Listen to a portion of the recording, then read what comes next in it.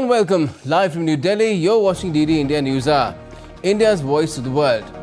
I'm Gautam Roy, and coming up in the next hour, electioneering heats up in India. Prime Minister Narendra Modi addresses a rally in the state of Telangana, counters Rahul Gandhi's Shakti Bagh. Vladimir Putin in his victory address says Russia is ready for talks on a French proposal for a Ukraine ceasefire during the Olympics. Putin wins the Russian presidential polls for a record 6th time. Israel to offer 6-week Gaza truce in exchange for 40 hostages in Qatar talks, even as Netanyahu remains adamant on going ahead with the Rafah assault plan.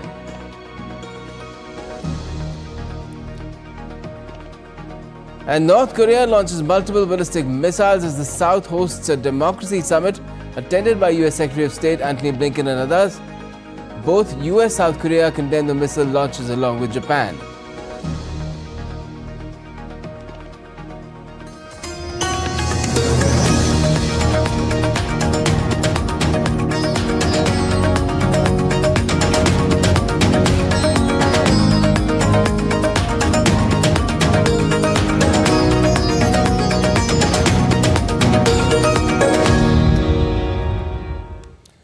Russian President Vladimir Putin has secured a landslide victory in the presidential elections. With the new term, Putin will be in power till 2030. Post his victory, Vladimir Putin reiterated Moscow's interest on various fronts, including the Russia-Ukraine conflict. Here's a report. Russian President Vladimir Putin is all set for another 6-year term in office as he secured a landslide win in the country's presidential elections.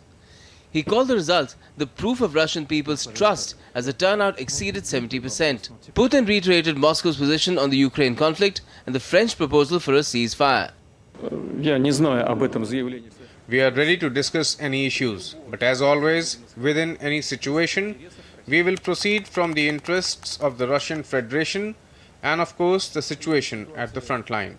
This is yet another thing that we've already heard from him speaking about this sanitary zone, so that the Russian forces will have the upper hand in the territories that are close to the Russian border and make sure that the Russian border is safe.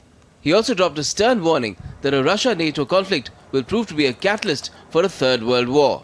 I have already said this, and it is clear to everyone that this will be just one step away from a full-scale World War III. I don't think anybody is interested in this. Putin also spoke about opposition leader Alexei Navalny and plans about a prisoner swap before his death in prison last month. Unfortunately, what happened is what happened. On one condition only, I said, we will change it so he doesn't come back. Let him sit there. But things happen. There's nothing you can do about it.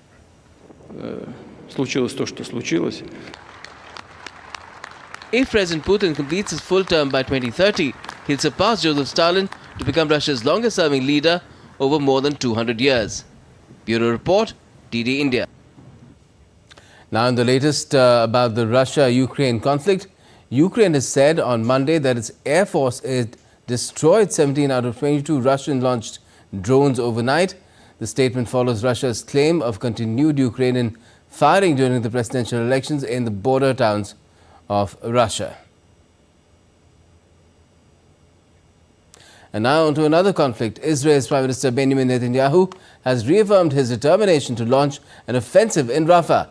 Netanyahu said Israel would push into Rafah, the last relatively safe place for Hamas in Gaza. But he also asserted that Israel will not leave civilians trapped in Rafah when its forces begin the assault on the southern Gaza city.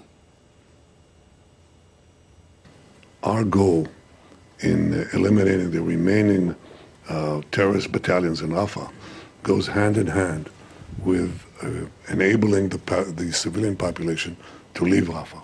It's not something that we will do while keeping the population locked in place. In fact, we'll do the very opposite. We'll enable them to leave because our consideration for reducing and minimizing civilian casualties has guided us and will continue to guide us in the future. And following Netanyahu's statement to launch an offensive in Rafah, the Israeli military said on Monday that its troops were conducting a precise operation in the compound of Gaza's Shifa hospital. The Israeli army also released a video of the operation. IDF spokesperson Daniel Hagari said that senior Hamas terrorists have used the hospital to regroup and command attacks against Israel. The IDF is conducting a high-precision operation in limited areas of Shifa Hospital, following concrete intelligence that demanded immediate action. We know that senior Hamas terrorists have regrouped inside the Shifa Hospital and are using it to command attacks against Israel. Our targeted mission isn't just an operational necessity, it's a global imperative. Our forces have undergone specified training to prepare them for the sensitive environment and complex scenarios they may encounter. Our war is against Hamas, not against the people of Gaza. We seek no harm to the civilians that Hamas is hiding behind. Meanwhile, Israel has said it will send a high-level delegation headed by its Mossad chief to Qatar on Monday for mediated talks with Hamas. The talks are designed to secure a 6-week Gaza truce under which the Hamas would free 40 hostages. Israel has said this stage of the negotiations could take at least 2 weeks. The talks would mark the first time both Israeli officials and Hamas leaders are joining negotiations since the start of the holy month of Ramadan. US President Joe Biden has stressed the need of increasing humanitarian aid in Gaza and working towards a two-state solution. Biden was speaking at a meeting with Ireland's Prime Minister Leo Varadkar during the annual St. Patrick's Day reception at the White House on Sunday. And the Taoiseach and I agree about the urgent need to increase humanitarian aid in Gaza and get the ceasefire deal. Get a ceasefire deal that brings the hostages home and move toward a two-state solution, which is the only path for lasting peace and security. Let's now take you across to DD India's Sarah Coates in Tel Aviv for more on this. Good afternoon to you, Sarah. What more can you tell us about the resumption of ceasefire talks this time around in Qatar, where Israel has offered 6 weeks of ceasefire in exchange for 40 hostages?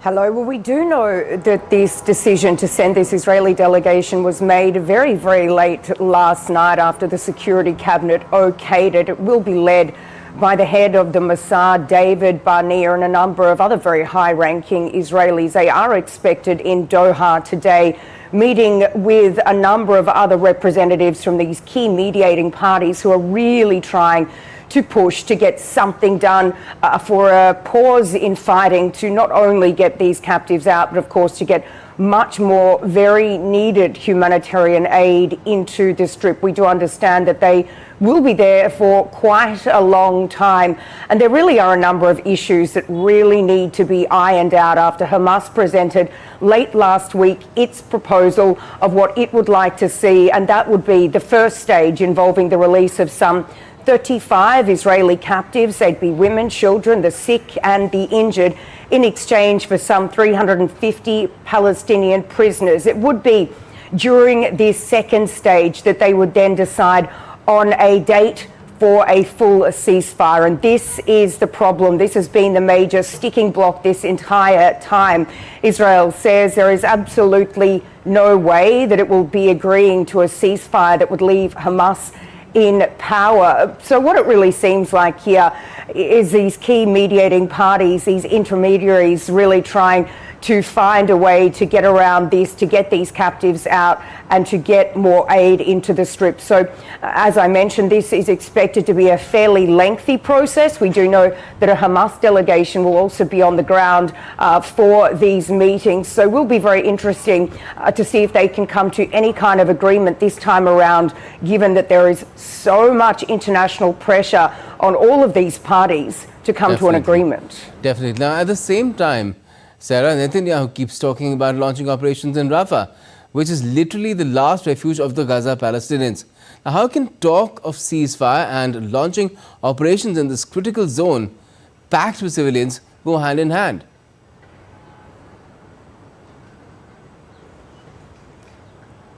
Benjamin Netanyahu, the Israeli Prime Minister, he is adamant that there will be an operation in Rafah. He spoke to US media last night saying no amount of international pressure can stop us going down into Rafah. Israel believes that this is the last remaining stronghold. It believes that a number of these senior Hamas operatives are hiding there, potentially underground, surrounded by a number of these Israeli hostages. So certainly it doesn't seem as though Israel is willing to cave to any of this international pressure not to go down into that southern city, a southern city that we do need to remember was declared as a safe zone and is an area where more than 1 million internally displaced Palestinians are currently sheltering. Israel did last week put out a very vague plan as to where these people could go when they do go down into that southern city.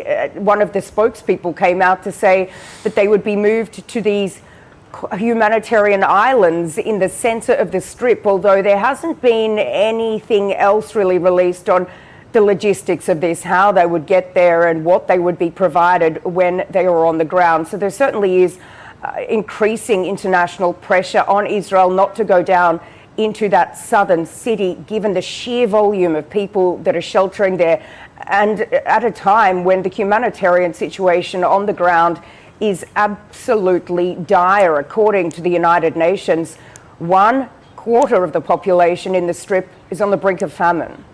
Yes, it is a very, very bad situation there, judging by all reports. Now, what is the situation at the Al-Shifa hospital? Do you know anything about the intel the Israelis have got about Hamas's presence there, which has prompted them to attack it while there are patients, doctors, medical staff and others still inside?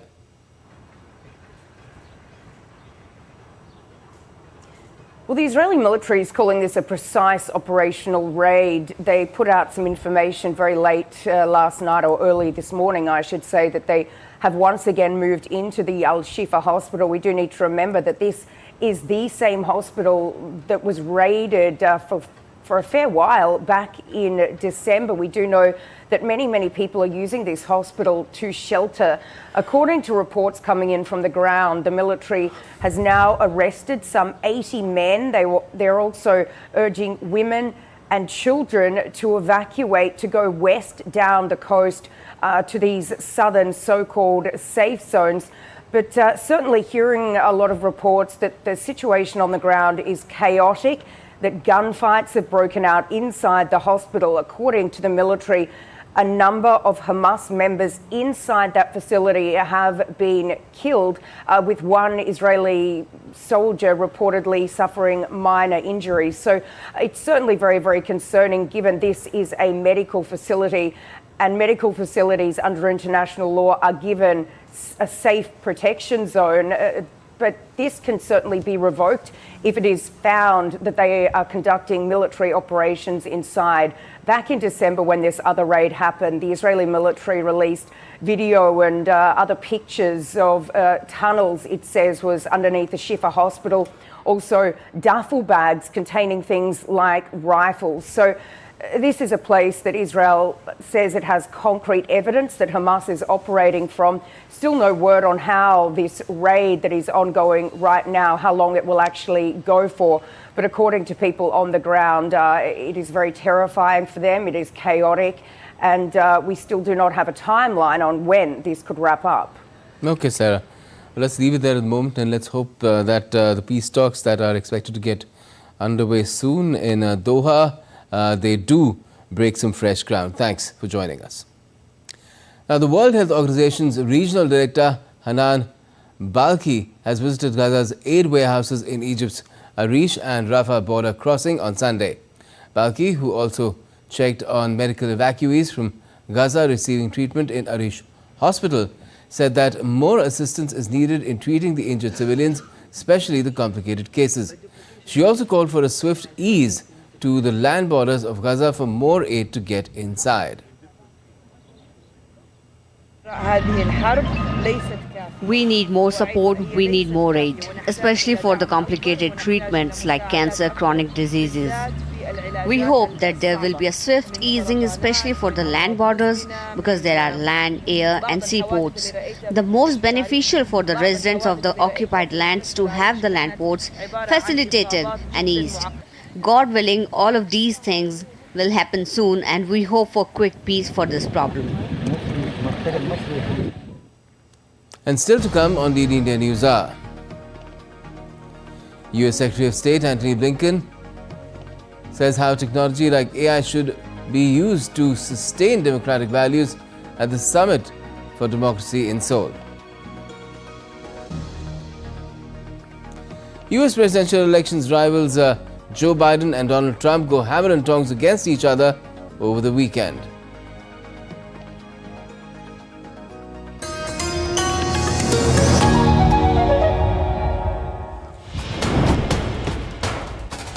Wherever news breaks, whatever it takes. Connecting corners, cutting across continents. Stories that matter from across the globe. Accurate, authentic journalism that serves you right. From politics to glamour, from sports to world affairs, with a fusion of aesthetics and substance. Introducing news in a new avatar. Experience the world through a new lens. Stay tuned to DD India for an exciting journey beyond borders.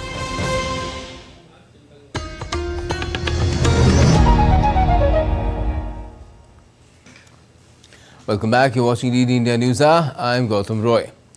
North Korea has fired multiple ballistic missiles in the Sea of Japan on Monday. US Secretary of State Antony Blinken, who was in South Korea to attend the Third Summit for Democracy along with his South Korean counterpart, condemned this move. Take a look.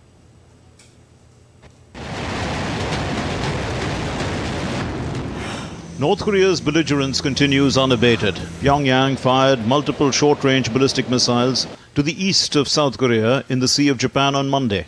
This move comes at a time when the US Secretary of State Antony Blinken is in South Korea to attend the Third Summit for Democracy on Monday. Pyongyang has viewed strategic cooperation between the United States and South Korea with suspicion and often responds with a barrage of missile tests. These actions have attracted international criticism. North Korea has repeatedly launched ballistic missiles quite often since the beginning of this year. A series of actions by North Korea threaten the peace and security of our country, the region and the international community and are absolutely unacceptable. The latest ballistic missile launch was a violation of related UN resolutions and we are strongly condemn it. We have already lodged a stern protest against North Korea. Blinken and his South Korean counterpart Cho Tae-yul strongly condemned the ballistic missile launch. Both leaders agreed to work together to cut off the illegal funds to North Korea used in its missile program. The two are expected to discuss bilateral issues, including ways to strengthen the South Korea-US alliance. Efforts to upgrade the ability to execute the so-called extended deterrence in response to security threats from North Korea are also on the table. Earlier, speaking at the opening of the Third Summit for Democracy, Antony Blinken said technology should be employed to sustain democratic values against attempts by authoritarian and repressive regimes to undermine democracy and human rights. As authoritarian and repressive regimes deploy technologies to undermine democracy and human rights, we need to ensure that technology sustains and supports democratic values and norms. Meanwhile, the ties between US and South Korea keep moving north. The 10-day annual joint military drill between the two nations concluded last Thursday. With the strategic military alliance, the two allies hope to check Kim Jong-un's efforts to stir up international peace. Jayant Das's report for DD India. And joining us now for more on this is DD India's Chris Gilbert from Tokyo. Hello Chris, what more can you tell us about these missiles which were launched by North Korea just when the Summit for Democracy was slated in Seoul?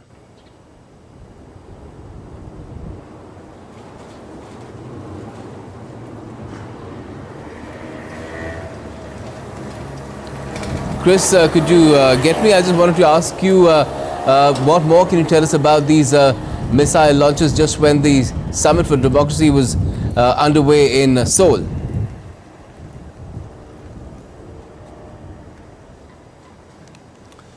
I don't think my audio is getting through to Chris at the moment. Let me try once again. Chris, can you hear me? I don't think I'm audible to Chris Gilbert at the moment in Tokyo. We'll try and reconnect as and when we can, but for the moment, let's move on to another of our stories, reports that are coming in from Haiti. Well, escalating armed conflict in Haiti has not only engulfed the country's capital city, Port-au-Prince, but also the neighboring Dominican Republic. The border between Haiti and the Dominican Republic has been closed for days, but on Thursday and Friday, Haitians were allowed into a farmers' market in the border town of Doordarshan under watchful eyes of border guards. Many people are struggling to leave the violence-torn country, where anti-government gangs have already shut down the Haitian International Airport. The humanitarian crisis seems likely to grow more acute, especially if, as many fear, the Dominican government moves to seal the frontier. Hundreds in Cuba's second largest city, Santiago, engaged in a rare public protest on Sunday with a chance of power and food. The demonstration prompted President Manuel Diaz-Canel to call for dialogue in an atmosphere of tranquility and peace. Blackouts in many parts of the country were extended for over 18 hours or more than a day, jeopardizing frozen food and ratcheting up tensions on the island. Cuba has fallen into a near unprecedented economic crisis since the COVID-19 pandemic, with vast shortages of food, fuel and medicine stoking a record-breaking exodus that has seen upwards of 400,000 people migrate to the United States. Colombia will suspend its months-long ceasefire with Estado Mayor Central Armed Group in 3 provinces on Wednesday, citing incidents of violence that broke the ceasefire. The EMC began talks with President Gustavo Petro's government last year in a bid to end its part in Colombia's 60 years of war. The announcement of the end of the ceasefire did not mention any effect on the overall negotiations. Violence in many parts of Colombia has continued despite ongoing bilateral government ceasefires, such as that with the EMC. The ceasefire with the EMC went into place last October with a January deadline before being extended through the 15th of July. However, a major leader of the EMC said that it would be difficult to reach a peace deal before the end of Petro's term in 2026 and that it would need the support of wider Colombian civil society to be successful.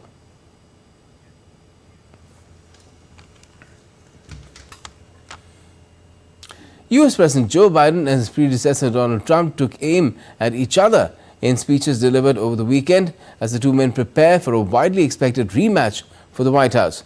Biden questioned his rival's mental fitness, while Donald Trump predicted a bloodbath if he lost in November, but that was in a particular context. DD India's Washington correspondent Jagrati Dave has more. One candidate is too old and mentally unfit to be president. The other is me. This is what Joe Biden joked to an international audience of journalists and politicians at a historic dinner here in Washington, D.C. that's been taking place for more than 130 years now.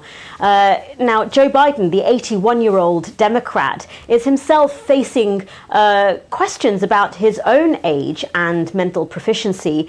So he took the opportunity to mock his Republican rival Donald Trump for his recent gaffes on the campaign trail, which have included apparently confusing Joe Biden for Barack Obama. Now, Donald Trump, meanwhile, called Joe Biden a stupid president in front of an audience at a rally in Ohio. He also made dark predictions about a bloodbath and the end of meaningful elections if he lost the race in November. Now, he also used offensive language about some migrants, saying that they're not people, in my opinion, and later called them animals. Now, the Biden campaign has said that the bloodbath reference was hinting at political violence.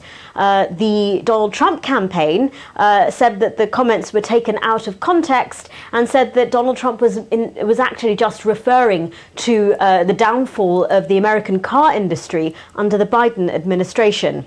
Jagrati Dave in Washington, reporting for DD India. And reacting to the firing of missiles by North Korea on Monday, South Korea's Minister of National Defense Shin Won-sik said that North Korea will pay for its provocations. I believe North Korea has continued to repeat provocations because they don't have much to lose by making them. We welcome dialogue with North Korea, but our government maintains a firm policy of holding North Korea accountable if it makes a wrong decision. Well, let's again try and take you across to DD India's Chris Gilbert joining us from Tokyo to talk about this. Well, Chris, what more can you tell us about these missiles which were launched by North Korea just when the Summit for Democracy was slated in Seoul? They are the second launch this year. The last one was in mid-January. And it is a slower pace of launches that we're seeing from North Korea so far throughout 2023 and so far this year compared to the record year of about 90 or so launches that we saw in 2022. But there has been a lot of work behind the scenes in terms of bilateral connection building, not just between South Korea and the US and their partners, but between countries like Russia and North Korea. Of course, Kim Jong-un visited Putin in East Russia last year.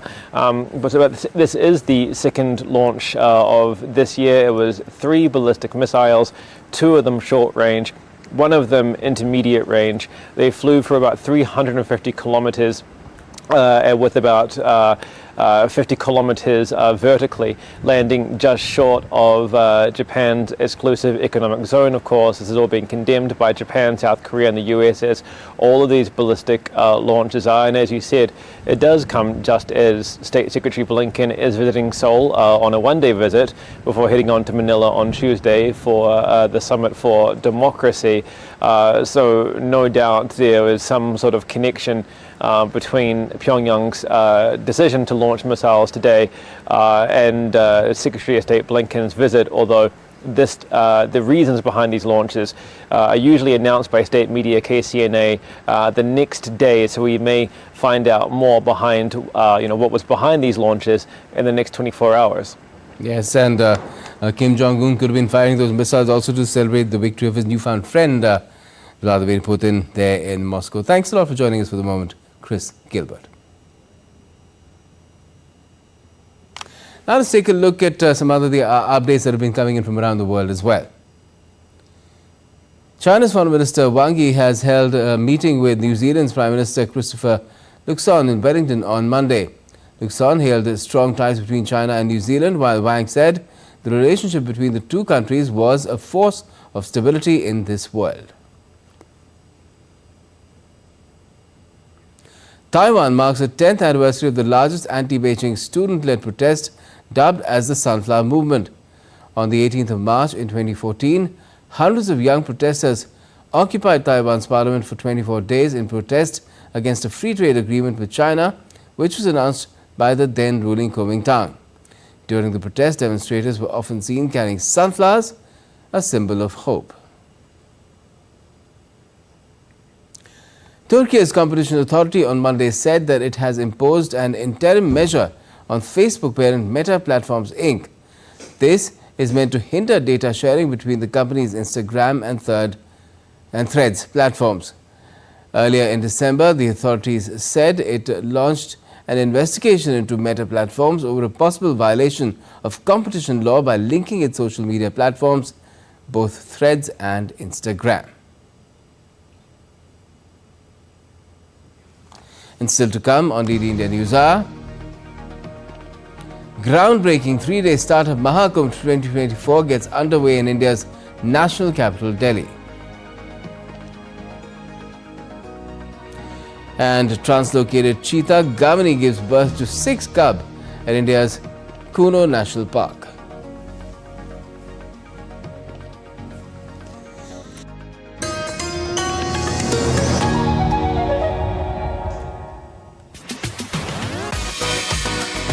India that invents. India that innovates. India that excites.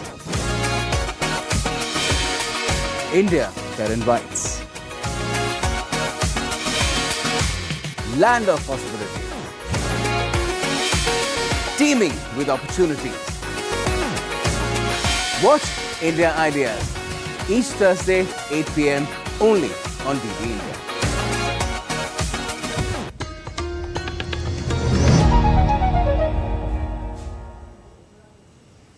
Welcome back. You're watching DD India News Hour. Before we go any further, another look at our top stories. Electioneering heats up in India. Prime Minister Narendra Modi addresses a rally in the state of Telangana, counters Rahul Gandhi's Shakti Bab.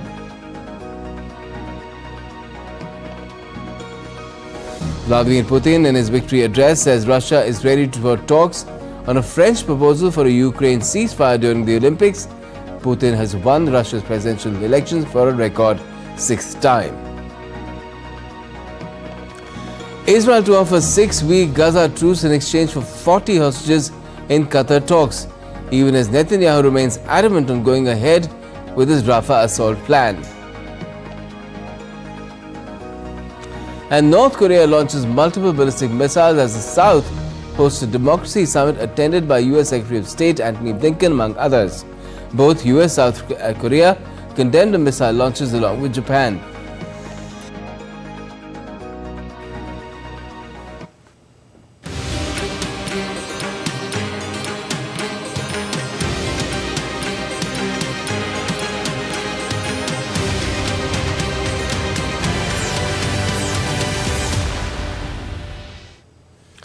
At home, as election campaigning is picking up, India's Prime Minister Narendra Modi addressed a public meeting in the southern state of Telangana. The Prime Minister said he is ready to take on those who proclaim to be putting an end to Shakti. He said he is a worshipper of Shakti and those who represent it, such as mothers, sisters and daughters. The PM is currently addressing multiple rallies and meetings in southern India. He is holding rallies in right now parts of Telangana and later in Tamil Nadu he will be holding a road show. मैं भारत मां का पुजारी हूं। मैं आप शक्ति स्वरूपा सब माता बहन बेटियों का भी पुजारी हूं। और जिन्होंने कल शिवाजी पार्क में इंडिया अलायंस ने अपना घोषणा पत्र शक्ति को खत्म करने के लिए किया है, मैं इस चुनौती को स्वीकार करता हूं और मैं इन शक्ति स्वरूपा माताओं बहनों की रक्षा के लिए जान की बाजी लगा दूंगा। And joining us now from Tamil Nadu's Coimbatore is DD India's Hariharan. Now this is a place where Prime Minister Modi will be holding a road show later in the day. Hariharan, good afternoon. Prime Minister Modi will be carrying out that road show in Coimbatore a little later. What can you tell us about how the city is being readied for this grand political event? Yeah, Prime Minister Narendra Modi is attending the road show in Coimbatore, Tamil Nadu this evening. For this, the Prime Minister will arrive at Coimbatore Airport at 5:30 p.m. and he will be reaching at the rally show starting point, which is the Sai Baba Kovil junction at 5:45 p.m. where the rally, the road show has been started.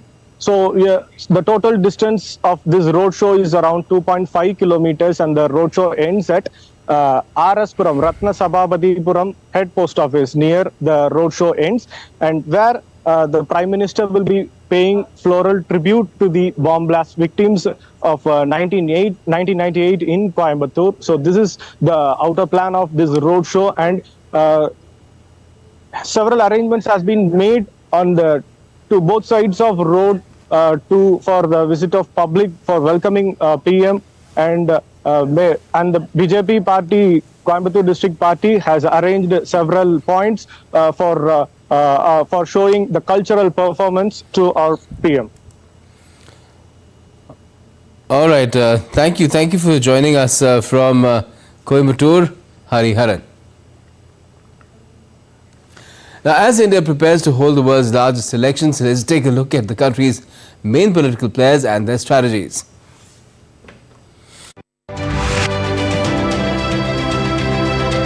As India prepares for general elections, it is important to understand the country's current political scenario. There are two main players in the fray. On the one side is the National Democratic Alliance led by incumbent Prime Minister Narendra Modi's Bharatiya Janata Party. Challenging the NDA is the India Alliance or Indian National Developmental Inclusive Alliance, which was formed in 2023. While the NDA comprises nearly 40 mostly regional parties, the India Alliance has over 20 opposition parties, including the Congress and Samajwadi Party. The 2024 polls will be a test of new coalitions. The formation of the India Alliance also marked the end of the Congress-led United Progressive Alliance. Let's take a look at how the existing and former alliances performed in the last general elections that were held in 2019. A total of 542 constituencies went to polls. The NDA won 353 seats, out of which 303 seats were backed by the BJP alone. The UPA won 91 seats, out of which the Congress backed 52, while 98 seats went to other parties and independent candidates. Coming back to the present time, in the North Indian state of Uttar Pradesh, which has the highest number of parliamentary seats, the Congress and SP have struck a seat-sharing deal. Of the total 80 seats, the Congress will field its candidates in 17 constituencies, while SP and other parties of the alliance will contest from 63 constituencies. However, the opposition India Alliance has been struggling to keep its flock together. In another jolt to the India Alliance, Bihar State's incumbent Chief Minister, Janata Dal United Chief Nitish Kumar returned to the NDA. In the 2024 polls, Prime Minister Modi will be aiming for a third consecutive term. The India Alliance, however, has not floated a PM candidate as yet. Apart from the battleground states, including UP, Bihar and Maharashtra, elections will also be closely watched in the Union Territory of Jammu and Kashmir. This is the first general election after the abrogation of Article 370, which granted special status to the erstwhile state. J&K was also bifurcated into two union territories, Jammu and Kashmir and Ladakh. Coming to poll issues and promises, PM Modi has vowed to make India the world's third largest economy.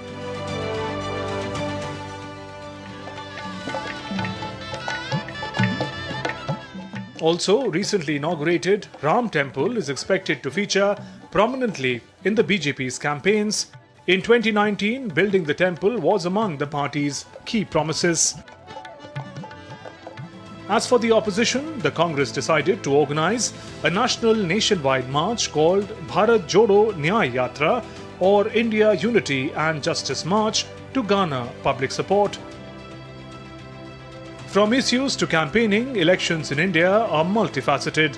But first and foremost, they are a celebration of democracy which sees voters from all walks of life choose their representatives. Bureau Report, DD India. The Supreme Court of India has directed the State Bank of India to disclose all details of electoral bonds in its possession, including the unique alphanumeric number and the serial number, if any, of the bonds redeemed. The top court has directed this SBI chairperson to file an affidavit by Thursday evening indicating that the SBI has disclosed all details of electoral bonds which were in its possession and custody and no details have been withheld. The top court said the Election Commission shall upload the details on its website forthwith upon the receipt of the information from the SBI.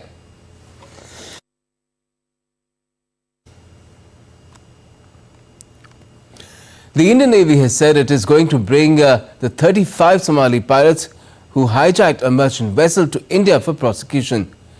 The Navy rescued the merchant vessel Ruin and its 17-member crew in a major operation that went on for 40 hours and led to the surrender of the pirates. The Indian Navy has been constantly working on anti-piracy operations in the region. We are investigating all suspicious vessels which have a piracy trigger and this ongoing operation. So while doing this, we came across this MV Ruin, which was being used as a pirate mothership. So we had deployed our ships, so the pirates have surrendered. There were a crew of 17 personnel on board. 7 from Bulgaria, 1 from Angola, and 9 from Myanmar. So they are all safe, and the ship is now being sent back to its next port of call. Groundbreaking Startup Mahakumbh 2024, a unique 3-day event uniting India's entire startup community, commenced at New Delhi's Bharat Mandapam on Monday. Former Niti Aayog CEO Amitabh Kant and Commerce and Industry Ministry Secretary R.K. Singh graced the inaugural session. With over 50,000 business delegates vying to participate, the event will host over 1,000 applicants from across the globe. India now ranks 3rd globally in startup ecosystem, and the Mahakumbh aims to further raise its stature. In heartwarming news, Gamini, the South African cheetah mother, was confirmed to have given birth to 6 cubs at the Kuno National Park in the central Indian state of Madhya Pradesh. Earlier this week, only 5 cubs were spotted. Indian Union Minister Bhupendra Yadav took to X to share the news. With this, the number of Indian-born cheetahs has gone up to 14. Let's now take a look at some of the other updates coming in from around the country as well.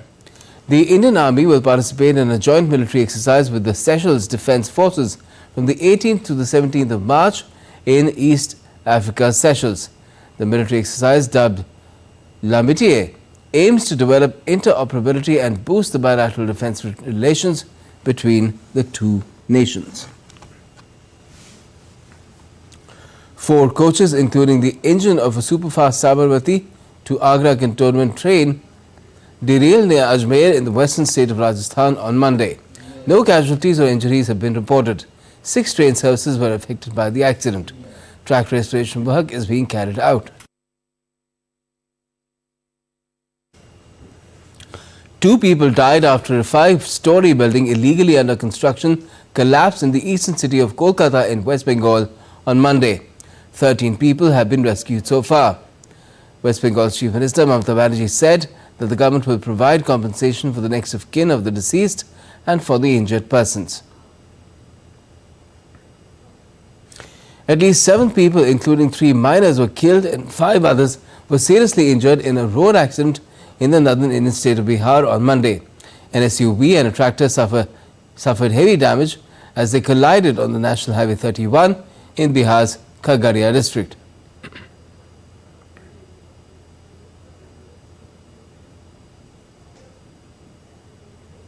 Afghanistan's ruling Taliban has said on Monday that Pakistan carried out 2 airstrikes inside Afghan territory in which 8 women and children were killed. A Taliban spokesperson strongly condemned the strikes on Afghan soil, calling it a violation of the country's sovereignty. The Pakistani army and the Foreign Office did not immediately respond to a request for comment.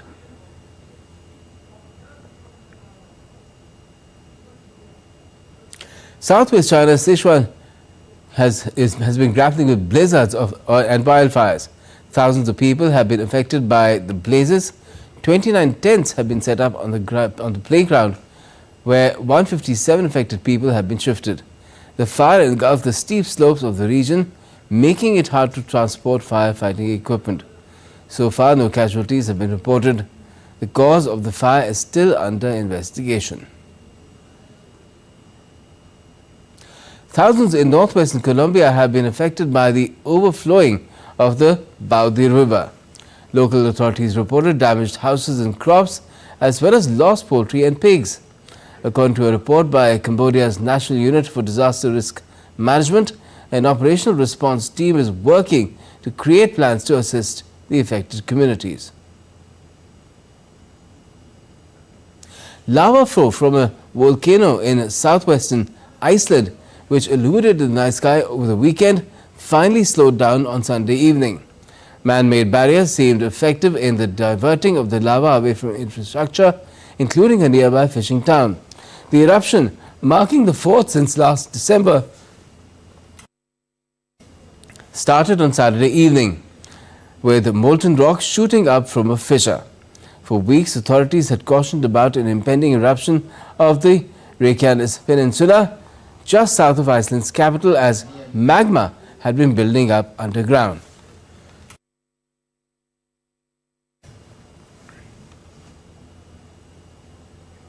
And still to come on DD India News Hour,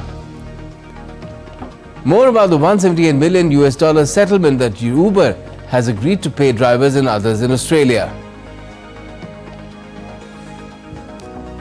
Carlo Alcaraz, Iga Swiatek successfully lift Indian Wells title trophies.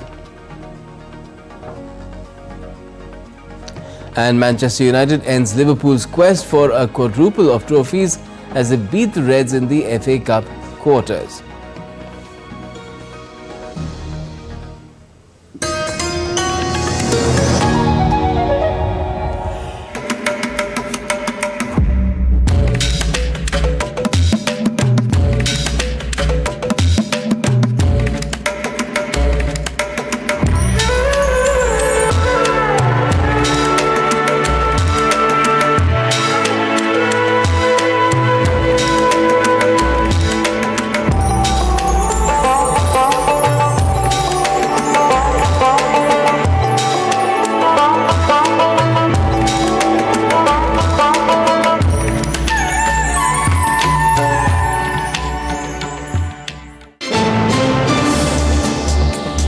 Voice of a rising aspirational world.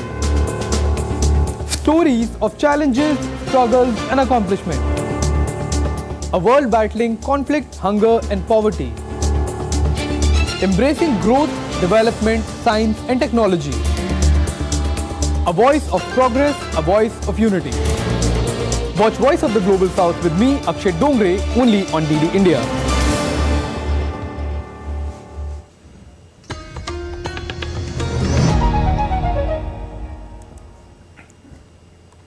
Welcome back. You're watching DD India News Hour. I'm Gautam Roy. India has notified the Patent Rules 2024, marking a significant step towards fostering innovation and economic development. These rules aim at simplifying the process of obtaining and managing patents. The figures speak for themselves as India has taken strides to enhance the IP ecosystem. India's Patent Office has granted an unprecedented 1 lakh patents within a single year. In 2023, an all-time high of 90,300 patent applications were received. Patent Office granted over 1 lakh patents in the period of 15th of March 2023 to 14th of March 2024. Every working day, 250 patients were also admitted. Alongside patent grants, there has been a notable surge in geographical indicators. GI registrations demonstrating a threefold increase compared to the previous day.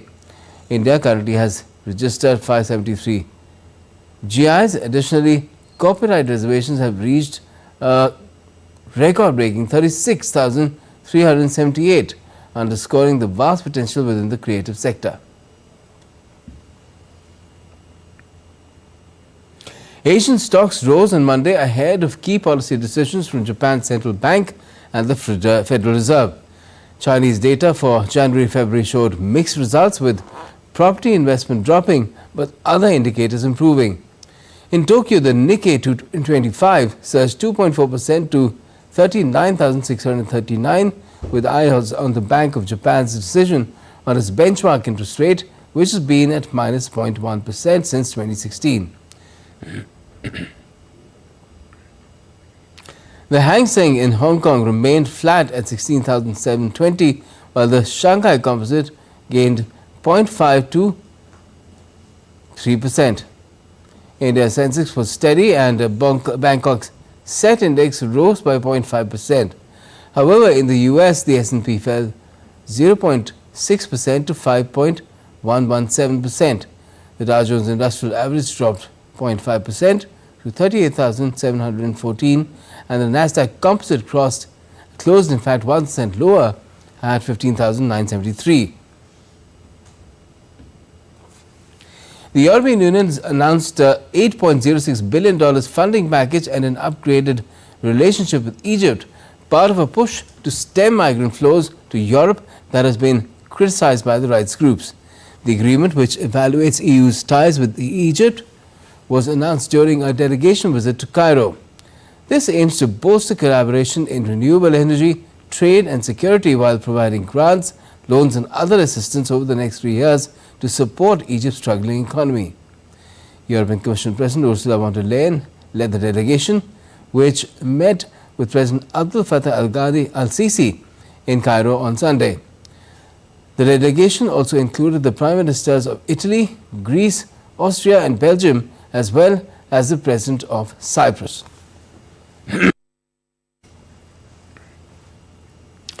Uber has agreed to pay $178 million to Australian taxi and hire car drivers, operators and license holders to compensate them for losing income and license values when the ride-share giant moved into the Australian market.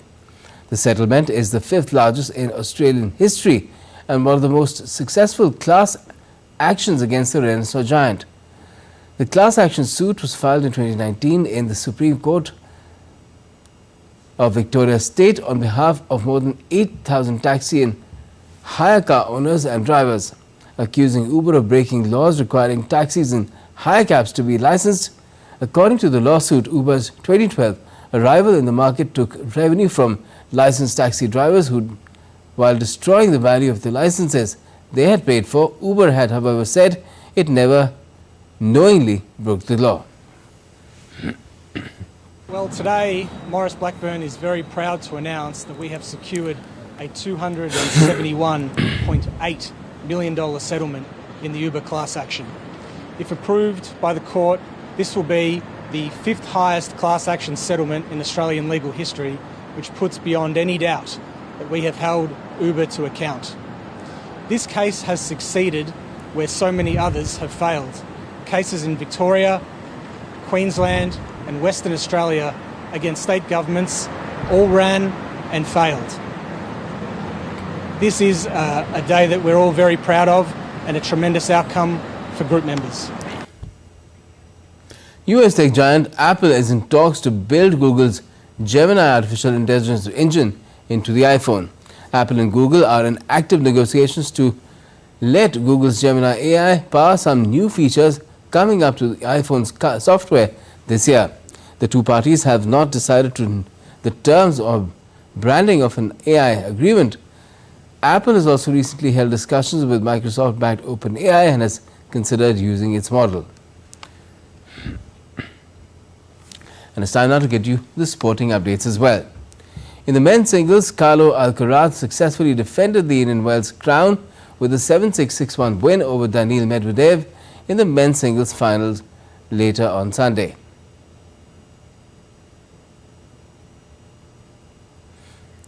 And in another match of last year's final, second seed Alcaraz smacked 25 winners to Medvedev's 11 and was especially effective against his opponent's second serves. The two-time major champion was stung on the forehead when a swarm of bees invaded the court on Thursday, kept his number 2 ranking by ending Yannick Sinner's 19-match winning streak in the semis and slayed the big serving fourth seed Medvedev in the finals.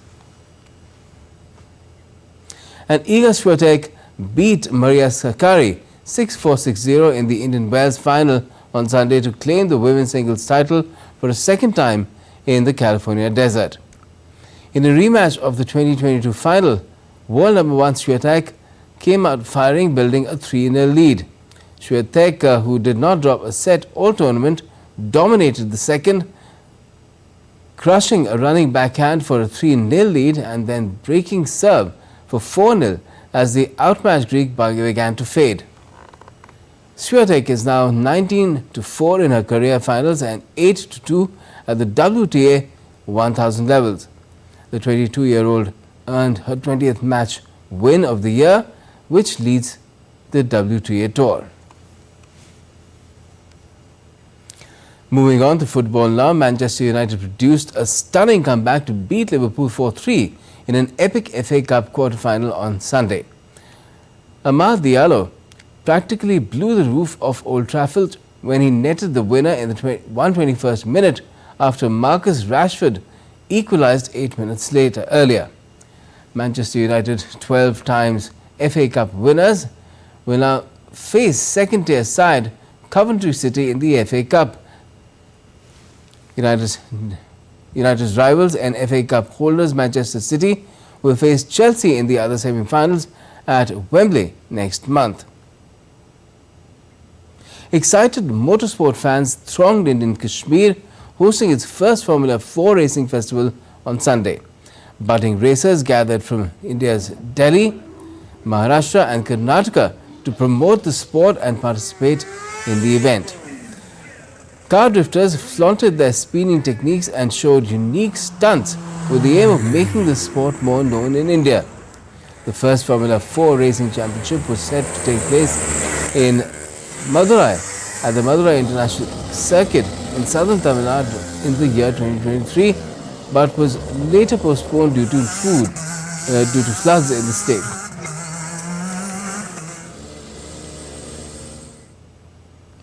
And that's all we have for this edition of DD India News Hour. But let us know your thoughts on the news of the day.